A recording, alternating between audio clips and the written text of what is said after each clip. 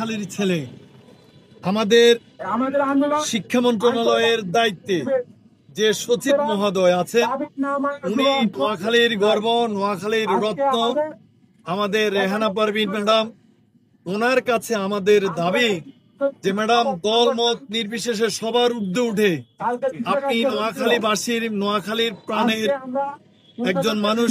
নোয়াখালীবাসী সবসময় দুহাতে দিতে জানে, দিয়ে দেয়। আপনি সচিব মহোদয়, আপনি ইচ্ছে করলে সবকিছুর ঊর্ধ্বে উঠে আমাদের শিক্ষক সমাজের জন্য কিছু করতে পারবেন। আমাদের দেশ নেত্রী বেগম খালেদা জিয়া নোয়াখালীর মেয়ে, তিনি এই দেশবাসীর জন্য অনেক কিছু করেছেন। আজকে নোয়াখালীর একজন মধ্যমণিতে পরিণত হয়েছেন। আমি নোয়াখালীর মেয়ে হিসেবে আপনি সচিব মহোদয় আমাদের জন্য কিছু করে আপনি তেমনি সারা বাংলাদেশের শিক্ষকদের মধ্যমণি হয়ে উঠবেন, এই আশাবাদ ব্যক্ত করলাম যে প্রিন্ট মিডিয়ার মাধ্যমে আপনি আমাদের জন্য কিছু করেন। আমরা নোয়াখালীর ছেলেরা আপনার নোয়াখালীর মেয়ের প্রতি দাবি করেছি, আপনি নোয়াখালীর মেয়ে, আমাদের জন্য কিছু করতে পারবেন।